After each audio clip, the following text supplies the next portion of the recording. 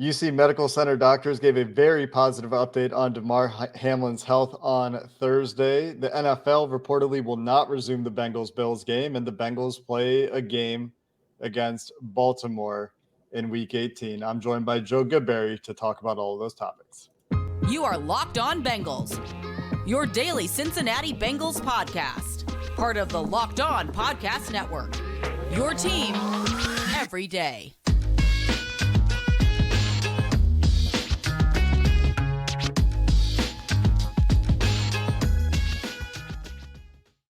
What up, Bengals fans, and welcome to another episode of the Locked On Bengals podcast. I'm your host, Jake Liscow, joined today by Joe Goodberry, former co-host of the Locked On Bengals podcast, currently doing his own thing over on the Cincinnati Bengals Talk YouTube channel. Today's episode of Locked On Bengals is brought to you by BetOnline. BetOnline has you covered this season with more props, odds, and lines than ever before. BetOnline is where the game starts. And as always, if you're new to the show, as the Bengals are coming off of a tumultuous week and preparing to get back to football and the playoffs and all that entails, make sure you subscribe to the Locked On Bengals podcast on YouTube or follow on any audio platform where you listen to your podcast. We're delivered to your devices every day with our coverage of your Cincinnati Bengals. And obviously we will start today, Joe, with the update on Damar Hamlin's health from UC Medical Center. The doctors leading his care, I believe a trauma physician, one of those two, gave an extended press conference at the Buffalo Bills, at least live streamed, and really great to get positive news. I liked the heartwarming, almost storybook. He asked when he wakes up, he's writing to communicate at this point as of the time of recording. He's writing to communicate. Did we win? And the doctors told him, you won the game of life. So the saying that he's not only there mentally, but he's home mentally, really like that turn of phrase by the physicians as well. Just an overwhelmingly positive update. Hamlin's still on a ventilator for assistance with breathing, but the goal is to extubate him, to remove that intubator, remove the ventilator assistance as the next step, and continue the road to recovery. So great sign that the neurological state is intact, to use the medical terminology. And for me, Joe, a weight lifted. We're trying to move forward yesterday after listening to Zach Taylor and DJ Reader and Joe Burrows speak, but getting the update that concretely there is something very tangible. There's been a substantial improvement. I think probably great for the mental health of the Cincinnati Bengals and certainly the Bills and all the fans that were witness to that event.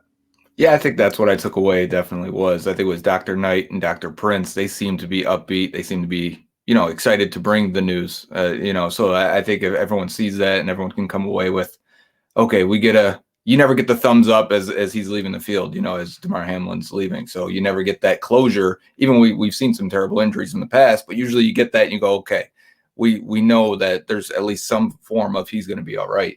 I think this was the first one of, we had the updates last night, but I think today was the first one of they believe he's going to be okay and they believe he's going to be fine. They said it was too early to talk about football, which I understand, in terms of can he regain that form? They have a lot of tests still to do and some recovery process still to go. But I think you can turn the page at least a little bit and say, okay, there are games coming up. There are games in a few days. Multiple teams, obviously, that are affected here, players and around the league, going to have to look forward to that. And if you can figure out a way to get back to normal, which I do think is part of the healing process for a lot of people. I even had people that, wanted to reach out to me and say, just thanks for talking about football things or other things, seeding, whatever it may be, just to get your mind off it and feel like things are normal so that you can feel a little bit better about the situation or however it helps you get over it. Yeah, it's going to be different for every person. There have been people that think we're dwelling on this too long. There have been people who've reached out and really appreciated the way that we've addressed this as I've been doing this podcast this week. And it's not to make it about me, clearly, but it's just hard to get through. How do we continue to do this content in a way that's respectful and balances all the things that are going to resonate with the most people, that we can reach. And, Lou Anarumo said it pretty well when he spoke to the media on Thursday as well, essentially saying, it's been in the past like, okay, he's going to be okay when he sees a player go down with an injury. Now it's, please be okay. And it's a shift in the way I think that a lot of people around the Bengals and Bills around the NFL will react to injuries. And,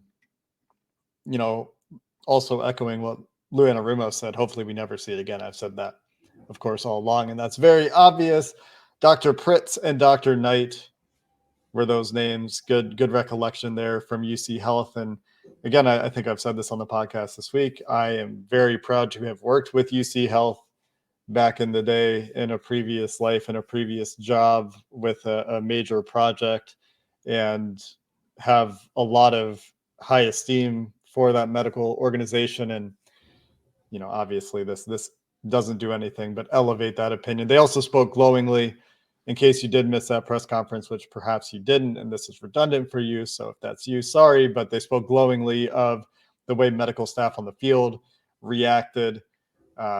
Bill's athletic trainer, do you remember the name, Joe? I don't, but I saw, Ian Rappaport said something about him as well. Yeah, Bill's athletic trainer was out there to recognize the need for CPR, quickly administer the CPR. So again, you've probably heard this a lot this week if you've been following this story.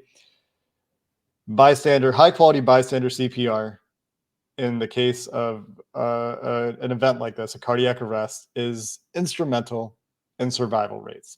Knowing how to use an AED, an automatic electronic defibrillator device, pivotal in keeping people alive in these situations. So if that is something that you would like to learn, you can go seek out a CPR training course.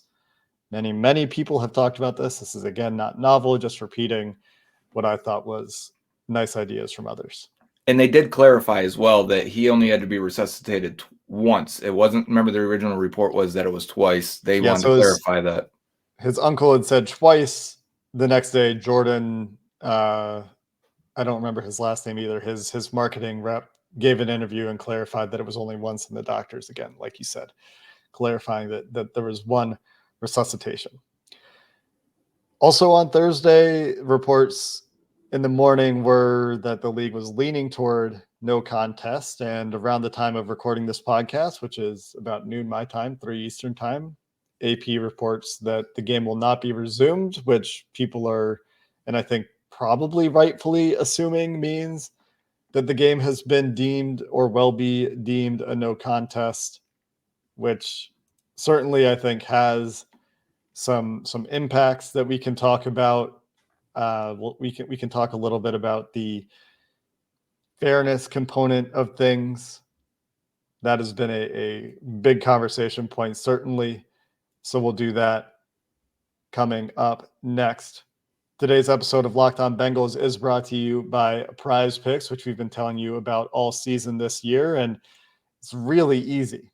Daily fantasy without competing against the hordes, the millions of people that submit their spreadsheet warrior submissions to try to maximize their chances. When you just pick 2 to 5 players and whether they will score more or less than their PrizePicks projections, then you can win up to 10 times your money on any entry. They have NBA, NFL, cricket. I love talking about the obscure sports that they have these available for. Esports, NASCAR, tennis, but of course, football available to you. And you can get those entries in 60 seconds or less. It's really easy in 30 states and in Canada. Download the PrizePicks app or go to prizepicks.com to sign up and play daily fantasy sports. First-time users can get a 100% instant deposit match up to $100 with promo code Locked On. Again, if you give $100 in your deposit, they will give you $100 back to play with. If you deposit $50, they'll give you $50 to play with. Again, promo code Locked On at sign up for an instant deposit match up to $100. So, Joe, if the game is a no contest, that locks in the AFC North for the Cincinnati Bengals. It locks in that the Bengals will not be able to compete for the number 1 seed in the AFC. It means that the Bills no longer control their own destiny for the 1 seed in the AFC. It means the Ravens don't have a shot at the AFC North. The 2 seed is still alive for the Bengals if the Bengals win and the Bills do not win their game against the New England Patriots on Sunday, those games happening simultaneously. I think for that to work out, the Chiefs may play into that. Do you know, Joe? So if the Chiefs and Bills lose and Bengals win, do you know that outcome? Yeah, that would be Bills 1, Chiefs 2, Bengals 3. Based on, and this is again based off winning percentage, which is what they would do since we have two teams with only 16 games played, and the rest of the AFC obviously was 17. You'd have to use winning percentage, which we will get to the fair and unfair part of how that works out. Again, you just kind of listed how the Bengals would never have a chance at the number one. It was a slim chance as it was to, you needed the Raiders to beat the Chiefs coming up this Saturday night, I believe that game is. But on the other hand, it kind of really takes away the chance for the number 2 seed. And I think that's the part where I think people are going to feel the most unfair about. You still have that chance if the Bengals win, Bills lose. We've said that. But I also do think of the Ravens. I know we shouldn't too much, but you really don't give them a chance to win the division now. This game in Week 18 really just comes down to seeding, and you kind of have to figure out if that's worth it. I think we're still waiting for the league to figure out the impact of how seeding works in the AFC. Yeah, I think that's the very big unknown at this point, because there was some discussion on Thursday morning, and at the time of recording, this isn't decided, about neutral site games, at least in the AFC Championship. And I would assume if they're considering that seeding has been impacted, so they're going to play the AFC Championship game on a neutral site, which is a pretty radical move from the NFL. It's something that I'm surprised they were considering enough for it to be something that Adam Schefter was talking about on Thursday. And he said only if the Bengals or Bills made it that far, which right. The odds are that one of them would, because they would, the way it's seeded right now, would meet each other in the divisional round. One would potentially move on if everyone wins, if things go the way we expect. Right. Of course, there can be upsets, but the idea there would be that if teams that meet in the AFC Championship game have a different number of games played, which means Bengals, Bills, and that game not being played impacted seeding. So Bengals, Bills against Chiefs, I think, is the only one where home field would be disputed based on who would have won that game that did not happen. Yeah. That game could potentially be played on a neutral site. I don't know. I think if it was Chiefs, Bengals, and the Chiefs win their game on Saturday, whenever they play this weekend, that means that the Bengals could have never gotten to the 1 seed. So that game would still be in Kansas City, because Kansas City would have won their games. This is true, but you also get Kansas City the number 1 seed, and Bengals Bills would have had to play. Let's say everyone moves on based on their seeding and projections. Mm-hmm. That means Bills Bengals would have played round 2 rather than Bengals Chiefs, which right. It kind of does have an impact that way. So I could see them still saying, you know what, if that happens, we're going neutral no matter what, if the top 3 seeds make it. I would be surprised if they take that leap of logic. I'm surprised they're considering neutral field in the first place, quite frankly. And many Bengals fans are going to feel like that's not fair either, especially season ticket holders who have expressed frustration with, excitement to be able to attend at least 2, maybe 3 games at home. I guess that would be unlikely, but the ability to attend more than one playoff home game, frustration with having, missed out on a regular season game, because everyone, I think, in addition to understanding the tragic situation that happened, it's a shame on top of that, and much secondarily to that, this doesn't matter nearly as much, very obviously, but that could have been a really good football game. And so it's a shame that, in addition to everything else that's happened, that was lost. Obviously secondary, I don't mean to put that on the same level at all, just to be perfectly clear about that. But this would be the time to talk about the game, because if it is canceled and won't be resumed, like someone even asked me yesterday, are you going to review even the first 10 minutes of the game? And the NFL hasn't made the film or even the game watchable on NFL Plus if you're a subscriber. I wonder if they will now. I wonder if that'll ever happen. I would like to watch it, just thinking football-wise. I would like to watch it and see what happened. I thought it was very interesting, just even in the 10 minutes we got, sitting at the game, watching the coverages the Bills were playing and what the Bengals were doing to counteract. So I would be interested in seeing that, just to do the football part of it. There is a football part of it, certainly, that will be relevant if these teams do play each other again. Denny Kellington, by the way, the name of that Bills assistant athletic trainer who administers CPR to Damar Hamlin. So shout out Denny Kellington which I'm sure many people are doing today, and I will join that chorus. So anyway, let's have a conversation about fairness real quick before we talk about how this is unfair, because it is unfair. It was always going to be unfair, I think. But people suggesting that the fairest thing is for the Bills to forfeit, I think we just need to have a conversation about what fairness is. So to me, fairness is everyone having fairness in the context of the NFL is everyone having equal opportunity to achieve whatever goal there is. Injuries happen, bad bounces of the ball happen, but everyone had equal opportunity going into this year. You remove one game, inherently now things are unfair. Not everyone has had equal opportunity because two teams lost one game.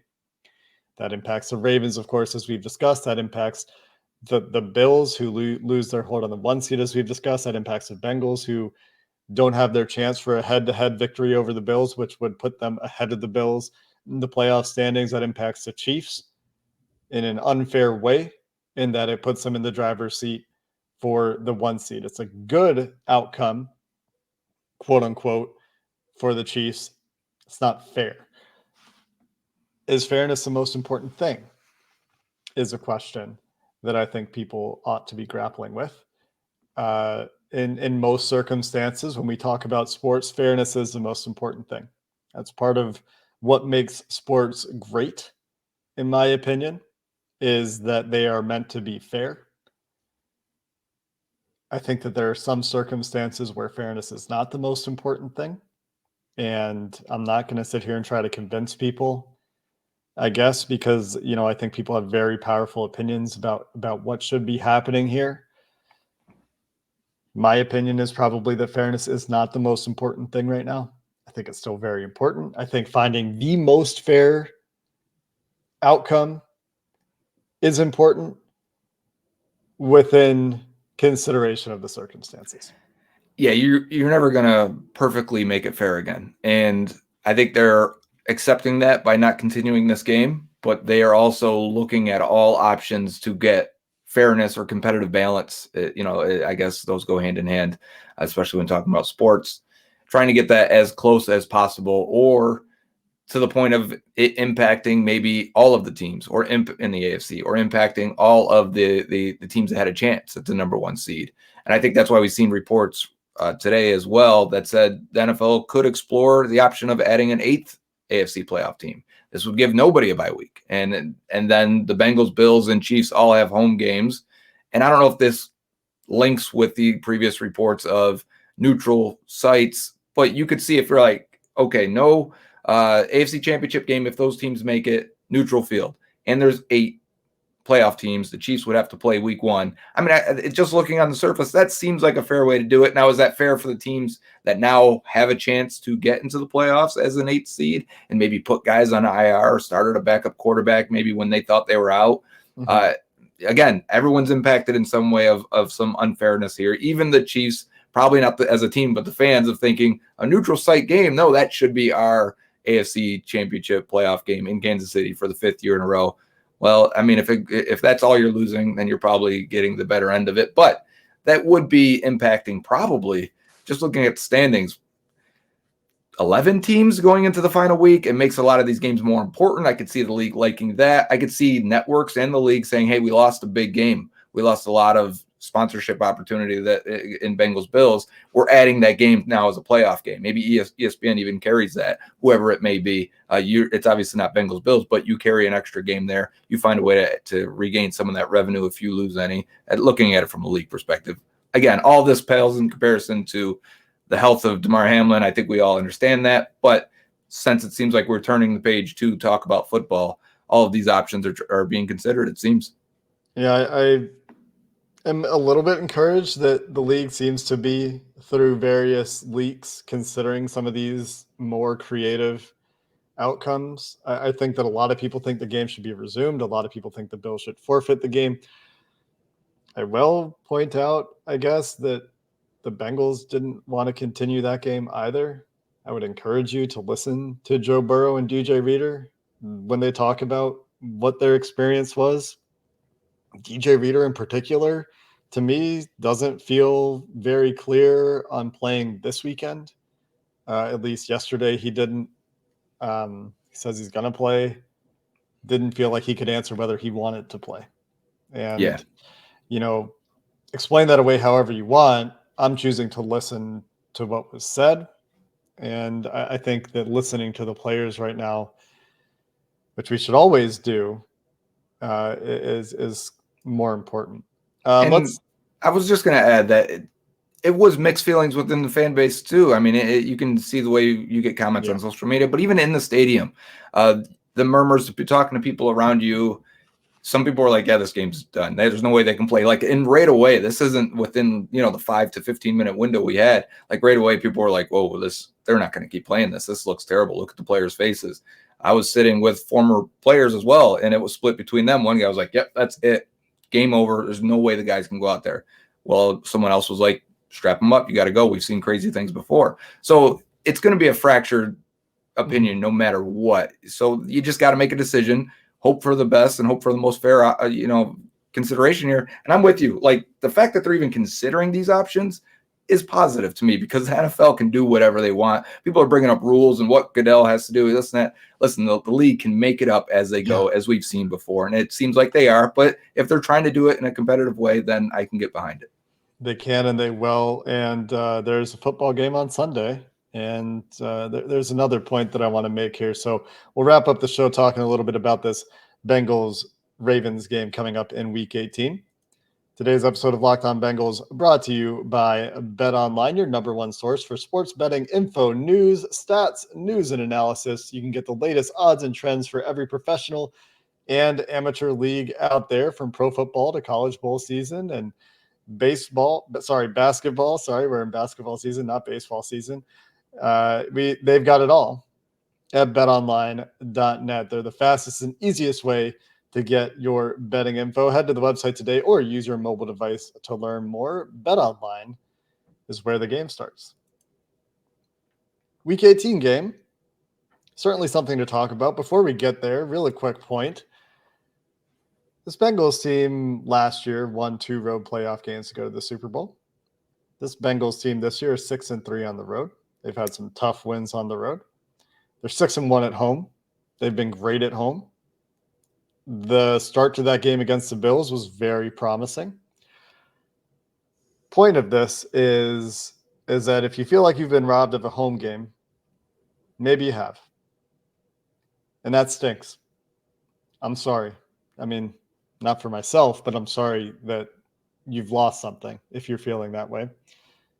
Because it is a bad feeling. Something is unfair that's happening. At the same time, from a football perspective, home field advantage does matter, but recent evidence suggests that it matters less. Overwhelmingly matters less the last few years. I don't know what the data says this year. But this Bengals team is a good team. They can win on the road. They can win at home. They can beat these good teams in the AFC. So we're talking about playing a game at home or not really is the outcome here, right? Is the second game of the playoffs, assuming that they handle business in week 1 when they're at home playing a wild card team. Is that game at home or on the road? Because, like you said, Joe, the 1 seed was a long shot, and we'll see what happens to the Chiefs this weekend. The Bengals can still win that game. So not the end of the world to me. Unfair? Yes. End of the world? For me, again, no, these players are going to move on. They're going to make the most of their circumstances. And I think we can take a cue from them there. I think the layers that add to it, if this was just a game versus maybe the Pittsburgh Steelers or the Browns or, name another AFC team that we don't expect to make the playoffs. I think the layer of being the head-to-head with the Bills, having that advantage over them if you win that game, which means they would have to come to Cincinnati in a potential rematch in the playoffs, plus the layer of the mystique of going to Kansas City or Buffalo in January is known to be tough. And so I think losing that advantage is hurting people and at least putting some doubts or maybe making you nervous about the Bengals' hopes. But you're right. I like the way you led that off with They've done it already, and they're a better team this year, and it can be done again. Sure, doesn't mean it will, no, but everything is still in front of you.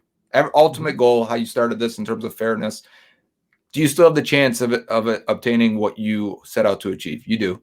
Yeah, the number 1 seed, unlikely now, but do you have the goal? Do you have the opportunity to still win playoff games, make a deep run, and eventually get to the Super Bowl? You do.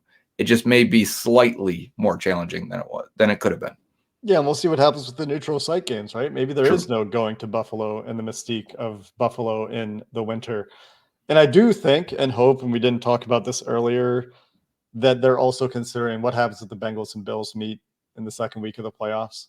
I do find the argument that the Bengals shouldn't have to go to Buffalo for that game to be somewhat sympathetic, because they lost their chance to go head-to-head with Buffalo in the regular season and prove whether or not that game should have been in Buffalo or Cincinnati. Yeah. So I get that. I am sympathetic to that. At the same time, you can see the NFL saying, well, you shouldn't have lost to Pittsburgh in week 1. Exactly. The other 16 games that you got 16 games. You didn't get the head-to-head. Well, look, you didn't have the head-to-head with Tennessee last year either. Tennessee was a 1 seed. You had to go to Tennessee. Yeah. So, I mean, that's the way that things happen sometimes. You could see the NFL being kind of insensitive to Bengals fans' complaints in that way as well. And I think the same would go for Ravens. If there was to say to the league, hey, this is unfair to us, we should have had our chance or at least seen it play out fully. And the way the odds look for the playoffs, if everything goes the way we expect from here on out, you could end up playing the Chargers or whoever the other AFC East team looks like could be the wild card team. But the most likely opponent in the playoffs would be the Ravens, playing them week 18 and then potentially in the wild card.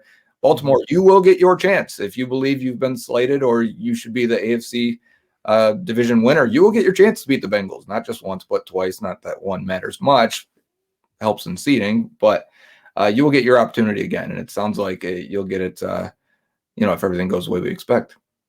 It likely is. Yeah. The most likely opponent in the first round of the playoffs is Baltimore. But how do you handle now if you're the Bengals, and now that's the other part too. The Bengals Ravens game is 1:00. It was to be determined. Mm-hmm. They set that at 1:00. That's the same time as Bills Patriots, which is what I expected when I was looking at the schedule yesterday. Okay, play these two at the same time because there is some seeding implication there. Do you clock watch? Do you scoreboard watch as you're going? Maybe you start your Bengals starters because you only got the 10 minutes of them being out there last week. So do you go, okay, we're going to put you guys out there, make sure you're fresh, make sure we're humming a little bit. If the game gets crazy in Buffalo between the Patriots, if it becomes one-sided, maybe we pull our guys out then. You guys got your work in. We got your 1,000 yards for Jamar Chase or whatever personal goals you're going for in that final week, and then just go from there. Or are you playing completely, trying to stay hot because you kind of had now a mini bye week in week 16 or 17? I've heard people say that, and I want to talk about all the things you brought up, but I've heard people say that it's a mini bye week, and I disagree. I do too, for the record. Full week of practice and a full warm up for the game, and they had a game plan for they did all the work except they didn't play the final three quarters and 6 minutes of the game or whatever it was. People talking about, oh, they got this rest and all, no, they didn't, man. A bye week is different from what the Bengals just went through. They just avoided 45, 50 minutes of potential injuries happening. And the cost of that is losing a game. So I don't think it's a bye week, and I'm glad we agree about that. Or a mini bye week or whatever it is, whatever you want to call it. And I've seen some fans of opposing fan bases saying, oh, the Bengals just got all that extra. No, they didn't, man. They just went through an entire week of work. So that aside, as far as playing starters, I think those are the two options. If I'm Zach Taylor, I'm not just straight resting guys. I think that the 2 seed is very much still in play. I think that the guys probably want to play football. I would at least listen to them. The feeling that I get listening to coaches is that they think that once these guys start playing football, and Lou Anarumo said this almost verbatim, once they start playing football, things will be they'll be football again. They'll be normal-ish. Joe Burrow has said that his way of processing things like this is to get back into the routine, get back to normal as quickly as possible. And he also acknowledged that everyone processes things differently. And so, maybe there's a mix, but there's still a lot of incentive to play this game. There are a lot of good reasons to play this game for the Bengals. I keep thinking about that year the Bengals kind of phoned it in against the Jets in Week 17, and then played the 2009, Jets. right? I don't remember It what had to year be it the was. 9 because it was Mark Sanchez and that was it. And then it didn't go well for them in the playoffs. And not that this is like that. There are many differences, right? But teams tend to want to avoid backing into the playoffs, and it wouldn't surprise me to see the Bengals be one of those teams right now. And you could kind of force the Ravens backing in. They haven't been hot. I know they've won, they've stayed afloat without Lamar Jackson, but it hasn't looked good. And if you can handle them, but again, it'd be a different team because there was reports today that the Ravens expect, I think it was Ian Rappaport on the Pat McAfee show, saying he expects Lamar Jackson, or they expect Lamar Jackson, which I think adds a little different layer, to be ready come playoffs. And if that's the case, then again, we got a completely different showdown and matchup there. Yeah, we'll see. Right. We'll see with Lamar, right? But on Thursday, reports were that his backup, Tyler Huntley, wasn't even practicing. So they're looking third string quarterback for this game against the Bengals right now on Thursday. We'll see if that changes, something to keep an eye on. And, we didn't really get a chance to talk very much about this matchup. Talked a little bit about it on the crossover yesterday with Kevin. Was hoping to get to it a little bit more today, Joe. Really hard to know what this game is going to look like. With Joe Burrow saying they didn't start thinking about the game until Wednesday. Brian Callahan said they did start game planning on Tuesday as a coaching staff. He said it was really weird, and I don't doubt that at all. That was probably a pretty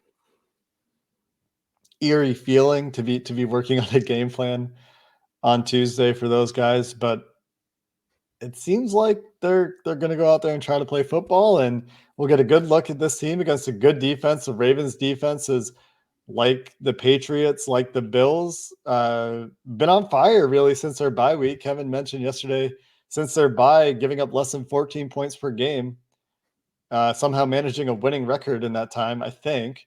Yeah, 3-2. With averaging 14 points a game on offense, which is remarkable. So a fun test for this offense, and that's really where I'm looking in this game, because while the Ravens have gotten a little bit going on the ground in the running game, I mean, when you're on your third string quarterback, you have no receivers to speak of. Your offense is running backs and offensive line and a tight end. If the Bengals defense is what we think it is, you would hope that they could take care of business, in my opinion. Yeah. If they're in a good state of mind. And then to me, it's the strength on strength matchup in the game is Bengals offense, Ravens defense.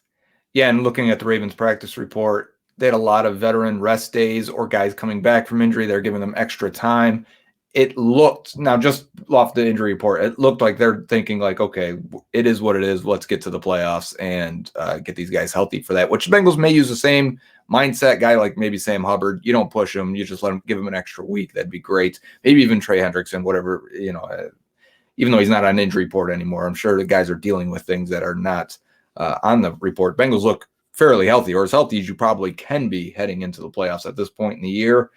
So does that play a factor? Again, I think mostly I'm looking for the mental, maybe emotional part of everything. I just saw a report, I was scrolling through Twitter while you're reading the last ad there, that Damar Hamlin's father did a Zoom call with the Bills locker room, and everyone said it was like a relief for the entire locker room. They had a round of applause when they saw him, and said the feeling was, all right, let's get back to normal. And I wonder if we'll see a similar, you can probably extrapolate that. Maybe the Bengals will get some word or maybe a good vibe to say, go ahead and carry on with football. Yeah, it is notable, of course, that the first thought, I mean, what a football guy, right? Yeah. Like, oh, I've been gone from the world for 2 days. Well, that was my thought too. You wake up and you go, what's going on? Why are all these people staring at me? Like, I can only imagine what that has to be like, as you come to. Yeah. True football guy, Damar Hamlin. Great to hear that we've got that positive update. We'll see what happens with the Ravens playing their starters this week. If I'm the Ravens, I probably don't, frankly. I talked about this with Kevin yesterday on the crossover too. His position is that the Ravens have bad memories of resting their guys and going for a 3-week rest, essentially, when they had the 1 seed in 2017, I think it was, and that not going so well for them. and them trying to find their way a little bit on the offensive side of the ball. So maybe they play their guys on offense and try to rest guys on defense. Calais Campbell trying to get back from injury. Like maybe they give him the extra time, the way you're talking about the Bengals giving Hubbard some extra time. So we'll see what happens with guys playing in this game. I don't know if Kevin brought it up though, but their scenario is if they lose and the Chargers win, I believe it is, or am I the opposite? It might be Ravens. Yeah, it's the other way around. Then that's how you get Chargers, Bengals, Ravens versus Jaguars, I believe that way, or if it's the Titans. But that's an easier matchup, I think, if you're looking from the Ravens' perspective of why they may be motivated to want to win this game. Yeah, I guess so. It depends on how they feel about, familiarity with an opponent versus going to deal with a pretty hot. I mean, the Bengals are also hot. I wouldn't want to play the Bengals. I would rather play the Jaguars. Yes. But I don't know. I guess you'll know beforehand, though, right? That game is... No, that's the Chargers game is after. No, I was thinking the Titans-Jags. Oh, yes. Because, that will be handled. You'll know who you have to... If the Titans somehow pull that out, you may go, let's go for this. I mean, let's go play the Titans right now. They've got Ryan Tannehill on IR. Yeah, that's a good point. I'd be surprised if that happens. We'll see. I can see there being motivation for the Ravens to play their starters. I can also see them just trying to get to the playoffs without a quarterback and trying to do some damage there. Because once you're in the dance, who knows what happens, right? But that's right. For the Bengals, I think there's plenty of incentive to win, regardless of what the Ravens do. And so hopefully these guys are in a good state of mind. I think they have the leadership to get there and to go ahead and try to get back to normal, as Joe Burrows said, and to move ahead without moving on. Is that the Vinny Ray quote, I think, via Zach Taylor? And so we'll see if we can get some of that on Sunday. And I forgot to mention this at the top of the show again, and we have very few people, I'm sure, still listening here as we're at the end of the show. James is fine, everyone. He'll be back on Sunday after the game. And we'll talk to you then. Joe, thanks for the little bit of time here on Thursday before you head off to work. And until next time, Bengals fans, thanks for listening to the Locked On Bengals podcast. Hoo day, and have a good one.